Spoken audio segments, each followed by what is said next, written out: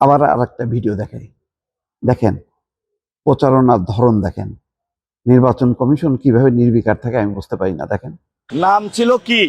আব্বাস উদ্দিন, হয়ে গেছে মির্জা আব্বাস। তা আমরা আগে শুনতাম, তাহলে আব্বাস উদ্দিন ওরফে মির্জা আব্বাস।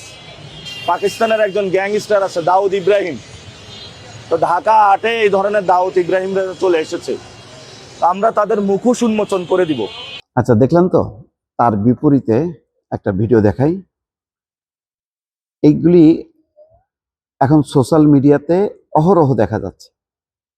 দেখেন, বাবারা নির্বাচন করো, ভোট চাও, দেশের জন্য কি করেছ সেটা বলো, আগামীতে কি করবা সেটা বলো। তুমি কোত্থেকে আসছো, কি বিষয় আছে দেখার বিষয় আমার নাই। কথা হলো তুমি তাকে তোমার ভোট চাও, অন্যজনের গীবত গায়ে যত সময় নষ্ট করো, যত গুনাহ করো, এই কাজটা করার দরকার তো নাই। আমি তো নির্বাচন করেছি অন্তত 5 বার কমপক্ষে, আপনারা দেখেছেন। আবার এখানে আপনারা যারা আছেন পুরনো লোক, আপনারা কখনো শুনেছেন যে আমি কারো বিরুদ্ধে কোনো কথা বলেছি? আমি আমার কথা বলেছি, আমি কি করব সেটা বলেছি। এই যে দুইটা বক্তব্য পাশাপাশি শোনালাম, কি বোঝা গেল? বয়সটা শুধু খেয়াল করেন, এটাকে তো আপনি উপেক্ষা করতে পারেন না। হ্যাঁ, আপনি নির্বাচনে আপনিও এমপি প্রার্থী, সবাই এমপি প্রার্থী, ওখানে যদি 10 জন থাকে 10 জনই এমপি প্রার্থী। তারপরেও একটা মিনিমাম সৌজন্যতা বা কার্টেসি যেটা বলে সমাজে, সেটাকে আপনি ধ্বংস করে দেবেন। একজন একটা কথাও দেখলাম না যে এই ধরনের মানে অনেক বাজে মন্তব্য করা যায়। কারণ গণঅভ্যুত্থানের সময়ের যেই যেই তারকারা যারা অভ্যুত্থান করলো, পরবর্তীতে তাদের বিরুদ্ধে কি কি অভিযোগ আসছে, যারা সরকারে ছিল এবং সরকারের বাইরে যারা ছিল, এটা তো সবাই জানে। সেগুলি তো ফিরিস্তি দিতে পারত, দেওয়া যেত। কিন্তু এই নির্বাচনের সময় দুইটা বিষয়, একটা হলো নির্বাচনটা গুরুত্বপূর্ণ, নির্বাচনটার মধ্য দিয়ে কোন কালচারটা আমরা রপ্ত করলাম, অর্থাৎ হাসিনাকে হটায় দিয়ে আমরা আরো উন্নত মানের একটা ভালো রাজনৈতিক কালচার প্রতিষ্ঠা করতে চাই নির্বাচনের মধ্য দিয়ে। আপনার কাছে মনে হলো নাসিরউদ্দিন পাটোয়ারি ঢাকা ৮ আসনের তার যে বক্তব্য, এই বক্তব্যে ধরেন তিনি যদি জিতে যান নাসিরউদ্দিন পাটোয়ারি, তাহলে কি ধরনের পরিস্থিতি হবে ওই ঢাকা ৮-এ, এটা কল্পনা করেন। আবার মির্জা আব্বাস যদি জিতে, তাহলে কি পরিস্থিতি হবে? এখন যেমন তিনি সবাই নিজে শান্ত থাকছেন, সবাইকে শান্ত থাকতে বলছেন, কিন্তু ওনার হাতে কি সবকিছু? ওনার কর্মীরা এক ধরনের প্রতিশোধ নেয়ার কি বিষয় মাথার মধ্যে আসবে না? আবার নাসিরউদ্দিন পাটোয়ারি যে ধরনের উস্কানি দিচ্ছেন, তার সমর্থকরাও যদি জিতে যায় নাসিরউদ্দিন পাটোয়ারি, তাহলে তারাও পাল্টাপাল্টি নেবে। তাহলে আপনি পরিবর্তনটা কোথায়? কি হলো পরিবর্তন?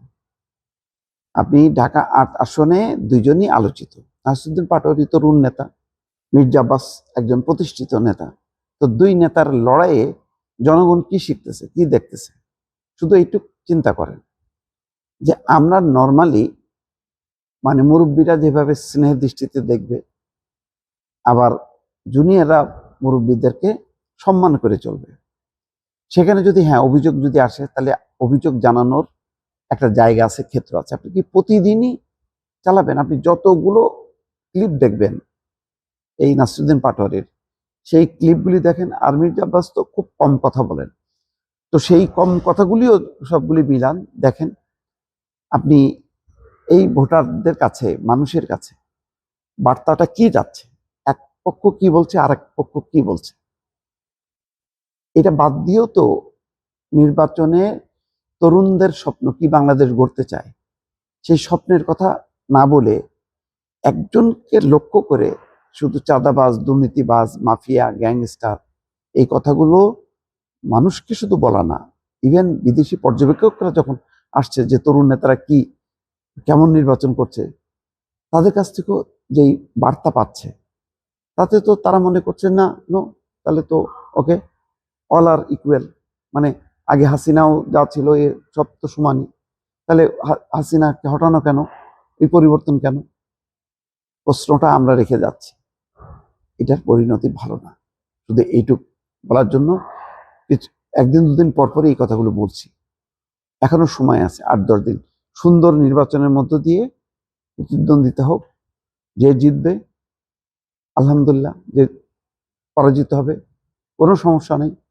দুই পক্ষই স্বৈরাচারকে হটানোর জন্য আন্দোলন করছে, দুই পক্ষই সংসদে থাকবে, কেউ থাকবে সংসদে, কেউ থাকবে সংসদের বাইরে। সমস্যা কোথায়?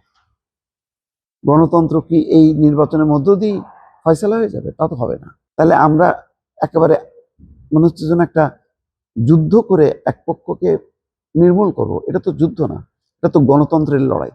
গণতন্ত্রের লড়াই বিজয়ী আর বিজিত সব পক্ষই তো থাকে সোসাইটিতে, পার্লামেন্টে থাকে, সমাজে থাকে, সব জায়গায় থাকে। আমরা এইভাবে চিন্তা করছি না কেন বিষয়টা? এটি খুব আফসোস লাগছে দর্শক।